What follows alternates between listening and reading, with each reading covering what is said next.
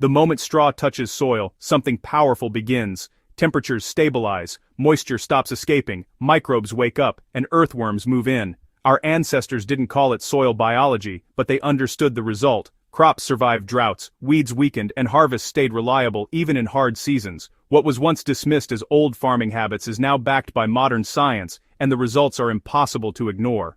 This Nature's Blueprint Guide reveals why straw works, how to use it correctly, and how one simple material can outperform expensive fertilizers when applied with intention. Straw is often treated as a surface cover, but biologically, it is a slow-release system. When straw rests on soil, it shades the surface, preventing moisture loss while feeding microbes as it breaks down. Scientists now confirm that straw moderate soil temperature reduces evaporation by up to 70% and creates ideal conditions for beneficial fungi and bacteria to thrive. Ancient growers didn't measure evaporation rates, but they observed that straw-covered soil stayed alive longer. Science confirms that straw reduces heat stress in summer and cold shock in cooler seasons by buffering extreme fluctuations. Bare soil collapses biologically. Microbes starve, earthworms flee, and nutrients wash away. Straw reverses this process by providing carbon, the primary fuel for soil life. As microbes consume straw fibers, they release nutrients slowly and bind soil particles into stable aggregates that hold water and air. This is why straw-covered beds often outperform fertilized bare beds within a single season. The soil becomes self-regulating instead of dependent.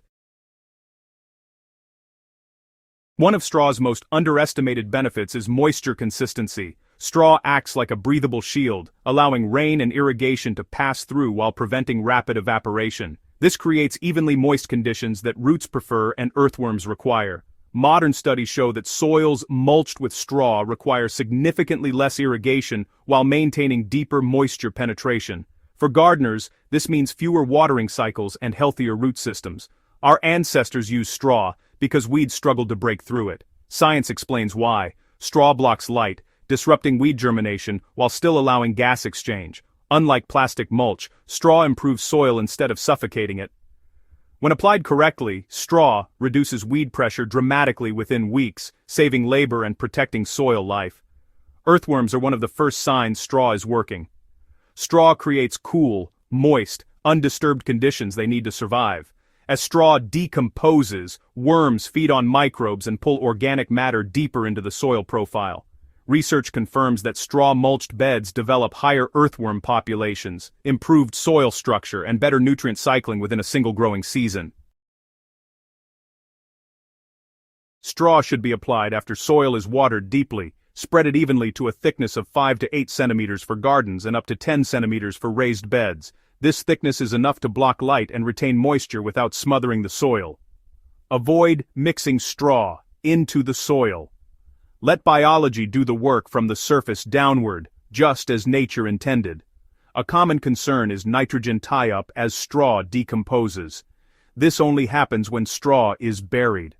Surface application avoids this issue almost entirely. For extra insurance, water the bed with compost tea after mulching.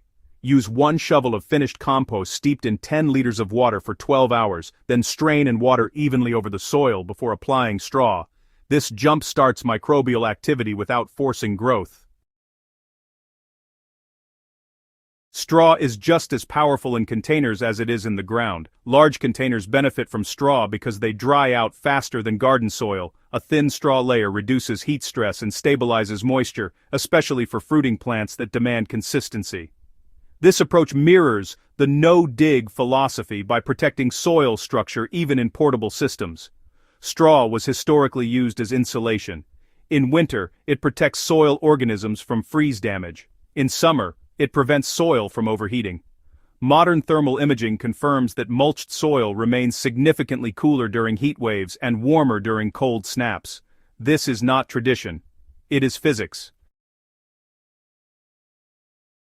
Straw teaches a critical lesson. Feeding soil biology produces stronger plants than forcing nutrients directly into roots. As microbes decompose straw, nutrients become available slowly and steadily, matching plant demand instead of overwhelming it. This is why straw-based systems often outperform high-input systems over time. Using hay instead of straw introduces weed seeds. Applying straw too thin allows light through. Leaving soil dry beneath straw limits microbial activity.